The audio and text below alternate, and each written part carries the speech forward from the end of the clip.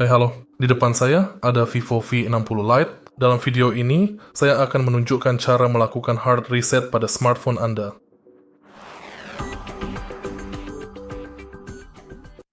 Cara tercepat dan termudah untuk melakukan hard reset pada smartphone, yaitu menghapus semua data, adalah dengan masuk ke pengaturan dan manajemen sistem.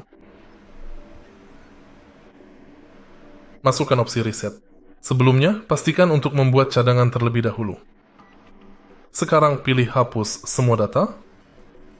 Anda juga dapat menghapus data di kartu SIM. Mengonfirmasi.